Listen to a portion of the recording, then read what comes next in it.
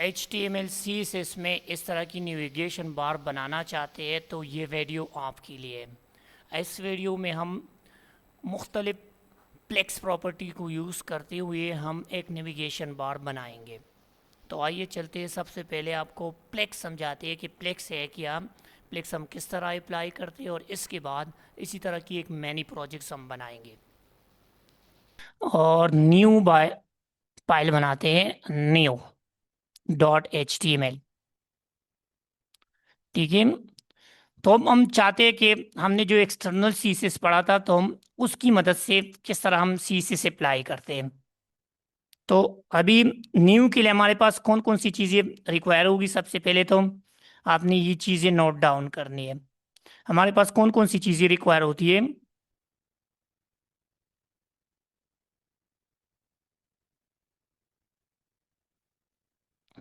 जी, कोई बता सकता है कौन कौन सी चीज़ें रिक्वायर होती है।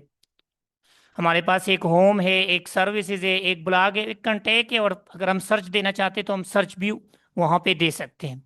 तो ये चीज़ें रिक्वायर है। और उधर हम टाइटल भी देंगे। अगर हमारे पास टाइटल है एक नेविगेशन बार, तो सबसे पहले तो टाइटल देते हैं। यहाँ पे लिखते हैं नेविगेशन बार। ठीक है, तो ये मैंने टाइटल दिया। और इसके बाद हम चाहते हैं कि हमारे पास, क्योंकि हमने इन सारी चीज़ों को डीवी के अंदर लेना है, लेकिन नेविगेशन बार के लिए हमारे पास एक सेपरेट टैग होता है न्यू का। न्यू का एक टैग होता है, हम वो यूज़ करेंगे। और एक सिंगल टैग हमारे पास होता है न्यू का। ठीक है, तो उसको सबसे पहले हम यूज़ करेंगे। ये न्यू नाम की एक टैग हमारे पास है, और इसके अंदर हम पहले इसको क्लास देंगे, क्योंकि हमने इस पे आगे सी से अप्लाई करना है। तो क्लास है, और क्लास का नाम भी इसी का ही दे रहे हैं, कोई इशू नहीं है। और इसको क्लोज करते हैं। तो ये एक सिंपल, जब भी हम नेविगेशन बनाते हैं तो ये हमारे पास होना चाहिए नेविगेशन बार।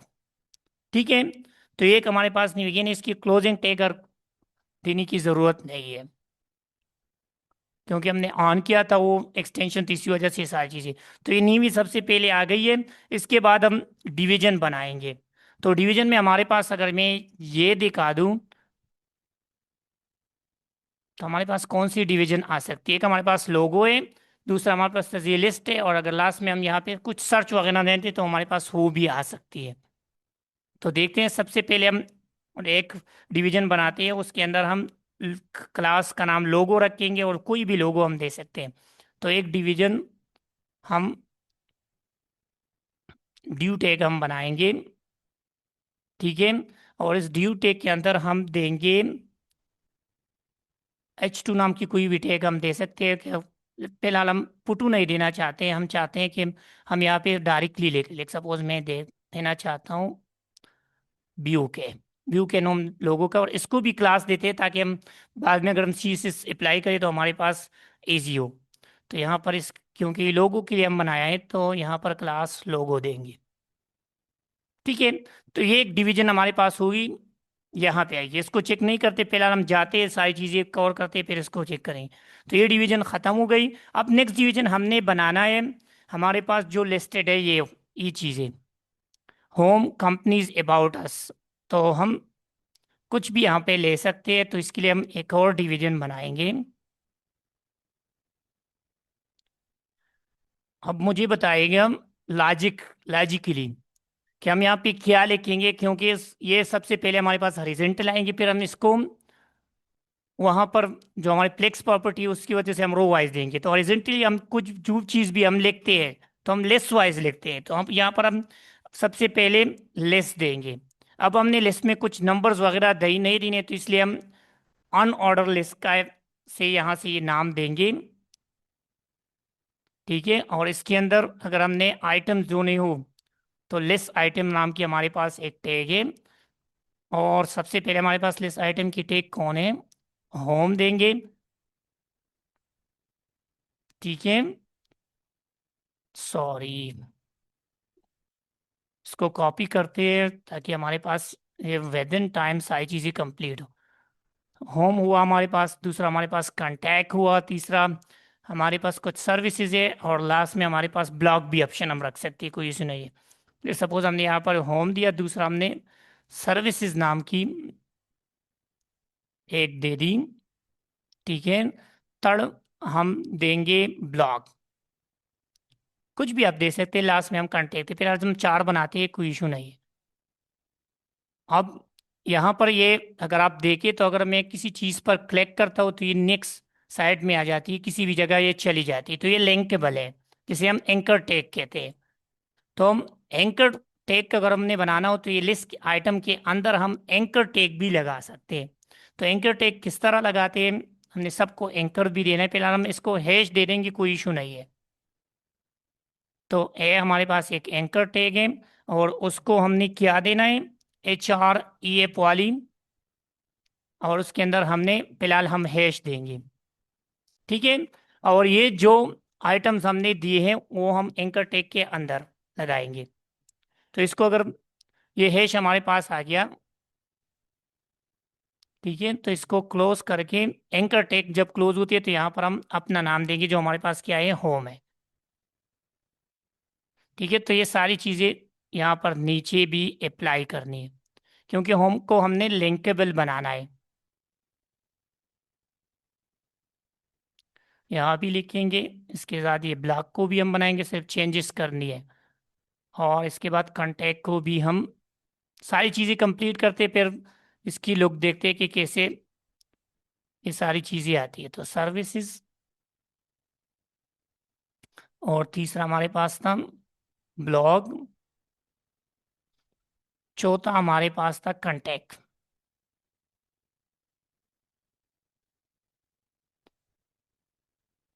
ठीक हो गया, तो ये लिस्ट आइटम भी हमारे पास आई है, उसको हमने हाइपर लिंक भी किया है। अब लास्ट में हमारे पास जो डिवीजन है, वो कौन सी डिवीजन हमारे पास आ चुकी है, वो है हमारे पास एक सर्च वाली बार की, कि हम एक सर्च वाली आइकन बनाएंगे, और उसके अंदर हमने ये सारी चीजें देनी है, ठीक है। तो लास्ट नंबर हमारे पास है सर्च वाली, तो एक अलग डिवीजन बनाएंगे, और उसके अंदर हमने क्या देना है, सर्च, एक इनपुट टाइप देनी है। तो इनपुट टाइप, इनपुट हमारे पास कौन सी होनी चाहिए, इनपुट के लिए हमारे पास तरीकाकार क्या है, कि आगे हम टाइप देंगे, क्योंकि हमने सर्च बॉक्स ऑलरेडी पढ़ा था, और उसके अंदर क्योंकि हमने क्या देना है सर्च के अंदर, तो हमने टेक्स्ट देना है, तो यहाँ पर हम टेक्स्ट देखेंगे, ठीक है। और सामने हमारे पास वो प्लेस होल्डर हमने देना है कि उसमें क्या होना चाहिए, तो प्लेस होल्डर हम रखेंगे सर्च,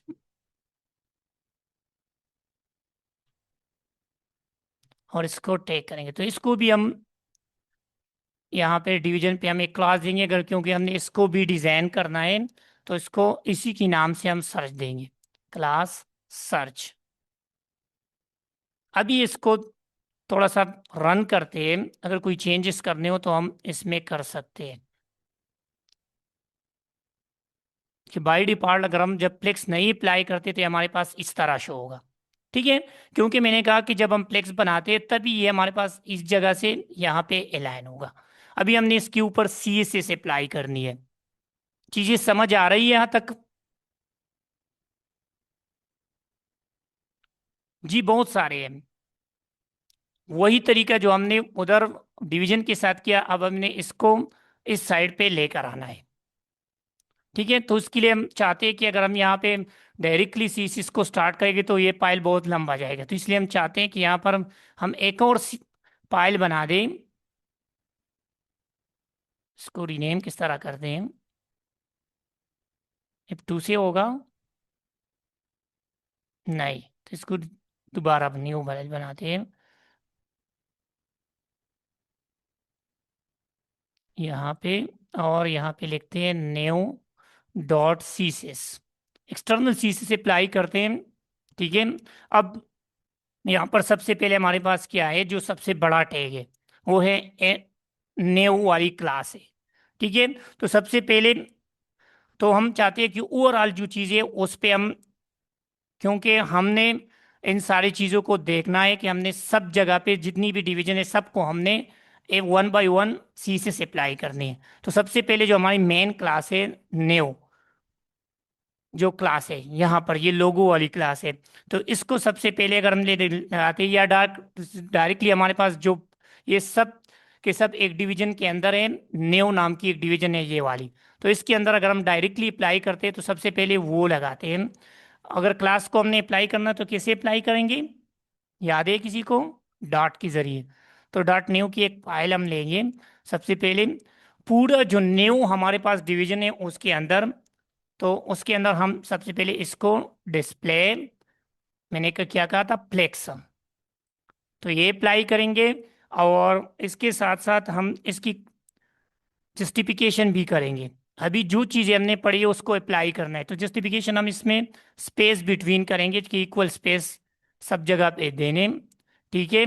साथ में हम इसमें एक और चीज़ यूज़ करेंगे कि अलाइन, इस टाइम को हमने अलाइन भी करना है, क्योंकि यहाँ पर जो हमने अलाइन वाली चीज़ लगी थी तो सेंटर पे सब चीज़ों को हम अलाइन करेंगे। ठीक है, तो ये अलाइनमेंट भी आ गई, सॉरी।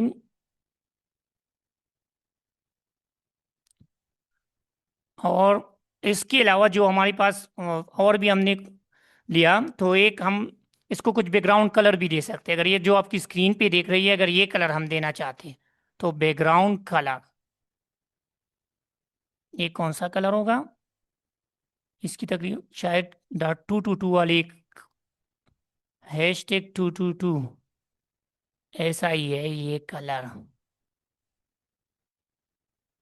चलिए मैं डार्क लेता हूँ, फिर डार्क से हम इसको यहाँ से चेंज कर सकते हैं।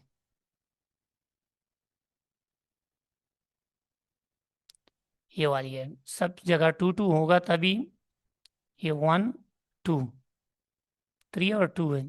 ठीक है, सब ठीक। तो ये ब्लैक आ गया। और इसके बाद हम अपनी जो शीशे से इसमें हम पेडिंग भी दे सकते हैं। पेडिंग मैंने आपको बताया था कि पेडिंग हमारे पास ये है कि अगर ये आपकी वेबसाइट है, ठीक है, तो ऊपर से हमारी स्पेस कितनी हो चाहिए, नीचे हमारे पास, तो अगर आपने 2 पेडिंग दी थी तो इसका मतलब है सिर्फ ऊपर नीचे। अगर आपने 4 दी तो इसका मतलब है लेफ्ट और राइट से भी कितनी स्पेस होनी चाहिए। तो पेडिंग हमारे पास इक्वल स्पेसिस पे राइट है कि जो आपका कंटेंट है ये यहाँ ऊपर से कितना होना चाहिए, नीचे से कितना होना चाहिए। तो वो स्पेस भी हम दे सकते हैं यहाँ पे। तो मैं 2 स्पेस देना चाहता हूँ, ऊपर और नीचे दोनों। तो एक हम अगर 15 दे दें तो काफ़ी होगा, तो स्पेस देंगे। राइट पे हम अगर कुछ और देना चाहते हैं तो वो भी हम दे सकते हैं। मैं फिलहाल बाई डिफ़ॉल्ट हम 15 40 जितनी भी मेन्यूज़ है हम उसकी लिखते हैं। अभी अगर हम इस चीज़ इसको अपने डॉक्यूमेंट्स में लेकर आते हैं तो किस तरह लेकर आएंगे, किसी को कोई आइडिया है, एक्सटर्नल चीजेस किस तरह अप्लाई करते हैं? शाबाश, जल्दी बता दें। हमारे पास लिंक नाम की एक टैग है, और फिर हमारे पास एक रिलेशन है। ठीक है, और उस रिलेशन के अंदर हम स्टाइल शीट लिखते हैं। ठीक है, और उसके बाद स्टाइल शीट के बाद हम क्या देते हैं, पाथ देते हैं। तो पाथ हम किस तरह देते हैं, HREF से। और उसके अंदर हम अपनी फाइल की नेम देते हैं। तो हमारे पास फाइल का नाम क्या है, neo.css, और इसको क्लोज करते हैं। तो ये हमारे पास एक्सटर्नल CSS अप्लाई करने का तरीका है जो हमने ऑलरेडी पढ़ा है। अगर इसको मैं सेव करता हूँ, और जो हमारी फाइल है कहाँ है, ये वाली, तो अभी आपको ये थोड़ी सी चीज़ें बेहतर आ रही है कि हमारे पास ये एक चीज़ें इस साइड पे आ जाइए। ठीक है, अब ये वाली जो आइटम है, क्योंकि ये इसको हमने लेस आइटम दिया है तो अब इसको हम डायरेक्टली CSS से अप्लाई करेंगे, तो ये भी हमारे इस पे भी हमने प्लेक्स से अप्लाई करना है तभी ये आ गया।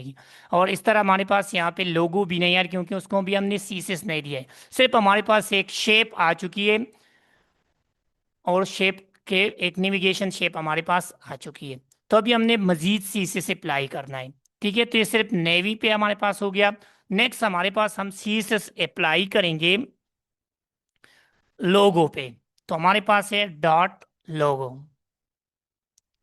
ठीक है, तो क्योंकि हमने यहाँ पे बनाया था ना लोगो का, लोगो की क्लास हमने ली थी, ये है DV का क्लास का नाम क्या है, लोगो। तो हम यहाँ पे उसकी नेम भी देंगे स्पेस के साथ, ताकि हमारे पास पता चल जाए कि कहाँ पे हमने देनी है। तो यहाँ पर हमने H2 टैग लगाया था, तो वो भी देखेंगे, क्योंकि हमारे पास फिर आसानी होगी इसको पॉइंट करने कि कहाँ पे अगर हमने देना है। अगर आप ये H2 नहीं देगी तब भी ये अप्लाई होगी, लेकिन हम H2 इसलिए देते हैं कि यहाँ पर ये जो डिजाइन हम देने चाहे, हमने इस लोगो क्लास के अंदर H2 पे लगाना है, सिर्फ अपनी आसानी के लिए हम ये लगाते हैं। ठीक है, तो इसके अंदर हम अभी लोगो का कलर भी हम देंगे, क्योंकि हमने वहां पर बाय डिफॉल्ट ये ब्लैक कलर होता है, तभी हम हमारे पास लोगो दिखाई नहीं दे रहा। तो यहाँ पर इसको देते हैं वाइट कलर, क्योंकि बैकग्राउंड हमारे पास बैकग्राउंड हमारे पास ब्लैक है, तो इसलिए हम वाइट कलर देते हैं, और साथ में हम इसकी फॉन्ट साइज भी देते हैं। बस ये दो चीज़ें ज़रूरी है। फैमिली भी आप दे सकते हैं, कोई इशू नहीं है। अगर आप लगाना चाहते हैं, सपोज मैं बड़ा लगाना चाहता हूँ, 30 देते हैं, फिर चेक करते हैं, 30 पिक्सल। अब इसको सेव करते हैं, तो व्यू के भी हमारे पास आ चुकी है। अब नेक्स्ट हमारे पास हमने ये जो लिस्ट आइटम है, इसको भी हमने प्लेक्स से अप्लाई करना है, ताकि जो हमारे पास लिस्ट आइटम है, ये हमारे पास जो अभी हॉरिजॉन्टल है, ये हमारे पास रो वाइज होने चाहिए। तो इस पे भी हमने अभी प्लेक्स अप्लाई करना है। तो किस तरह अप्लाई करेंगे? ये लिस्ट आइटम हमारे पास डिवीजन के अंदर है ना, डिवीजन के अंदर हमारे पास यूएल है, और यूएल के अंदर हमारे पास लिस्ट आइटम है। तो एक और हमारे पास है, क्योंकि सारी चीजें हमने क्लासेस ली है, तो सबसे पहले हम डॉट न्यू एक हमारे पास है, और उसके अंदर हमारे पास हम अनऑर्डर लिस्ट पे अप्लाई करना चाहते हैं। ये यूएल हम इसलिए लेते हैं। ठीक है, तो यूएल पे हमने अप्लाई करनी है, पहले इसको रो वाइज लगाना है, तो हम डिस्प्ले फ्लेक्स करेंगे। ठीक हो गया। इसके बाद इसकी कंटेंट को भी हम अगर कुछ स्टाइल वगैरह नहीं चाहते, तो फिलहाल हम चाहते हैं कि जो लिस्ट आइटम है ये रिमूव हो, तो हम लिस्ट की जो स्टाइल है इसको नन करेंगे। यहाँ से भी आप लिस्ट की बहुत सारी स्टाइल दे सकते हैं, सर्कल भी कर सकते हैं, हम इसको नन करना चाहते हैं। अभी अगर हम इसको सेव करके देखते हैं, तो ये आप देख सकते हैं, ये हमारे पास वर्टिकल जो हॉरिजॉन्टल है वहां से हमारे पास रो वाइज आइए। तो भी आपको पता चलेगा कि चीज़ों को अगर हमने रो वाइज करना है, तो हमने डिस्प्ले प्लेक्स को यूज़ करना है। ठीक हो गया। अब इसमें कुछ स्पेसिस वगैरह ये भी देनी है, क्योंकि अभी ये फिर भी इसकी लुक काफ़ी अच्छी नहीं है। तो अभी इसके अंदर जो लिस्ट आइटम है उस पे हमने CSS लगानी है, तो वही डॉट न्यू हमारे पास है। उसके अंदर क्या है, एक हमारे पास ऑन ऑर्डर लेस है, यूएल है। इसके बाद उसके अंदर क्या है, हमारे पास लिस्ट आइटम है, स्पेस आपने देनी है और कुछ नहीं करना है। और इसके अंदर अभी हमने अप्लाई करनी है, तो ये जो लिस्ट आइटम है यहाँ तक अभी हम आ चुके हैं। इसके अंदर जो होम है इस पे हमने CSS अप्लाई करनी है। ठीक है, तो इसके अंदर हमारे पास अभी कौन कौन सी CSS हम अप्लाई कर सकते हैं। तो पहले तो हम सिर्फ मार्जिन देंगे, कि जो इसके दरमियान स्पेस है, सिर्फ हमने एक जगह से स्पेस देनी है। तो मार्जिन नाम की हम एक प्रॉपर्टी यूज करेंगे, कि वो एक साइड से हम देते हैं, दूसरी साइड से देने की जरूरत नहीं, तो एक साइड से हम 0 देंगे, 0। और दूसरी साइड से हम चाहते हैं कि कोई 15 के करीब अगर हम देंगे तो ठीक होगा। ठीक है, तो ये हमने यहाँ पे अप्लाई करके देखते हैं कि इसमें कौन सी चेंजेस आती है। ठीक है, तो ये हमारे पास स्पेस आ चुकी है, कि अगर हम दो साइड से देंगे तो ये बहुत ज़्यादा स्पेस आ जाएगी। तो इसमें स्पेस आ चुकी है, अब थोड़ी सी डिजाइनिंग इसको हमने मज़ीद बेहतर बनाना है। तो मज़ीद बेहतर बनाने के लिए हम इसमें और भी चेंजेस कर सकते हैं, कि यो जो एंकर टैग है, क्योंकि अभी सिर्फ ये लिस्ट आइटम पे आ गई, यहाँ पर हमारे पास ये एंकर टैग भी है, ए वाली टैग भी अंदर है। तो हम यूएल लिखेंगे, LI लिखेंगे, फिर ए लिखेंगे, हमारे लिए आसानी होगी कि ये एंकर टैग पे अप्लाई। कोई भी अगर इसमें फिर चेंजेस करना चाहते हो तो उसके लिए आसानी होगी। तो फिर है हमारे पास डॉट न्यू, न्यू है हमारे पास, फिर हमारे पास है उसके अंदर यूएल है, फिर इसके अंदर लेस आइटम है, फिर इसके अंदर हमारे पास है एंकर टैग ए। ठीक है, तो अब इसके अंदर हमने अप्लाई करनी है। तो इस पे हमने अभी कलर देना है कुछ, अगर हम कुछ डेकोरेशन करना चाहते हैं तो वो भी हम लगा सकते हैं, और कुछ फॉन्ट साइज अगर इसको हमने छोटा बड़ा करना तो वो भी हम कर सकते हैं। फिलहाल हम चाहते हैं कि इसको कलर दें। नीचे हमारे पास है ब्लैक है तो इसको वाइट देते हैं। अगर कुछ डेकोरेशन करना चाहे, अभी ये अंडरलाइन आ रही है, तो अगर ये रिमूव करना चाहे तो टेक्स्ट डेकोरेशन को हम नन करेंगे, तो ये हमारे पास ये अंडरलाइन भी खत्म हो जाएगी। ठीक है। और साइज भी अगर देना चाहते तो वो भी हम दे सकते हैं, तो पॉन साइज और फैमिली भी आप दे सकते हैं। ये 16 बाई डिपार्ट है, हम चाहते हैं कि थोड़ा सा हम इसको बढ़ा दें।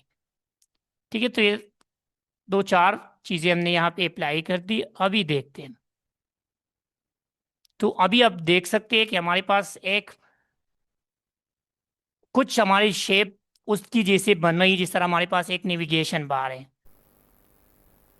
अच्छा जी, तो यहाँ तक ये सारी चीज़ें क्लियर हो गई है। अब हमने ये जो हमारा मेनू बार है, होम है, सर्विसेज है, ब्लॉक है, कंटेक्ट है, इस पे हमने कुछ एपिक्स और अप्लाई करने हैं। मज़ीद इसको स्टाइलिश करना है, इस पे और अप्लाई करने हैं। तो वो किस तरह अप्लाई करते हैं, तो हम क्या करेंगे, हम यहाँ पर अभी क्लास अप्लाई करेंगे एंकर टैग पे। तो एक हमारे पास ये नेवी है, नेवी हमारे पास अनऑर्डर लिस्ट है, और फिर अनऑर्डर लिस्ट के अंदर हमारे पास लेस आइटम्स है, और लेस आइटम्स के अंदर हमारे पास एंकर टैग है। तो हमने अभी जो चीज़ें अप्लाई करनी है वो एंकर टैग को ही करनी है। तो एंकर टैग में हमारे पास हमने उधर कलर वाइट रखा, टेक्स्ट डेकोरेशन भी रखा, सारी चीज़ें रख दी, लेकिन हमने अभी यहाँ पे उस पर और अप्लाई करना है कि अगर कोई बंदा यहाँ पे आके क्लिक करता है तो ये कलर चेंजेबल हो, जिस तरह हमने प्रीवियस लेक्चर में आप लोगों को सिखाया था। तो और किस तरह अप्लाई करेंगे हम यहाँ पे, उसके लिए हमारे पास तरीक़ाकार ये है कि डायरेक्ट हम नहीं लगाते, यहाँ पे हम कॉलन लगाते हैं और फिर हम प्रॉपर्टी अप्लाई करते हैं होर नाम की। तो यहाँ पे हम कोलान के बाद हम HOVER होर नाम की प्रॉपर्टी देंगे। अब हमने कलर देना है, कोई और कलर देना है, तो कलर हमारे पास देंगे, इस पर कौन सा कलर सूट करेगा, ऑरेंज देते हैं, ऑरेंज। ठीक है, इसको सेव करके आपको दिखाते हैं कि होर हमारी अप्लाई हुई है या नहीं। तो जिसे अब आते हैं तो हमारे पास हमारी होर अप्लाई हो चुकी है। अब मज़ीद कुछ हम यहाँ पे चेंजेस करना चाहते हैं, वो है हमारे पास जो हमारी सर्च बटन है, इसमें भी मज़ीद चेंजेस हो सकती है। इसको हम थोड़ा स्टाइलिश बना सकते हैं। तो उसके लिए हमने सर्च नाम की एक क्लास बनाई थी, और सर्च के अंदर हमारी कौन सी है, हमारे पास इनपुट टैग है, और उस पे हमने अभी अप्लाई करनी है। तो एक तो ये है कि हमारे पास इसकी थोड़ी सी हमने पैडिंग सेट करनी है, और पैडिंग अगर हम 8 और 12 देते हैं तो फिर देखते हैं कि हमारे पास ये पैडिंग किस तरह देखती है। तो रिज़ल्ट हम चेक करेंगे, फिर हम चेक करेंगे, और बॉर्डर को हम हटाते हैं यहाँ पे ताकि थोड़ा प्रोमिनेंट लगे। तो बॉर्डर को हम नन करते हैं, और थोड़ा सा रेडियस भी बॉर्डर को देते हैं ताकि ये गोल हो जाए। तो बॉर्डर रेडियस भी हम अप्लाई कर सकते हैं, यहाँ पे 5 देते हैं फ़िलहाल, ज़्यादा हमने इसकी गोलाई नहीं रखनी।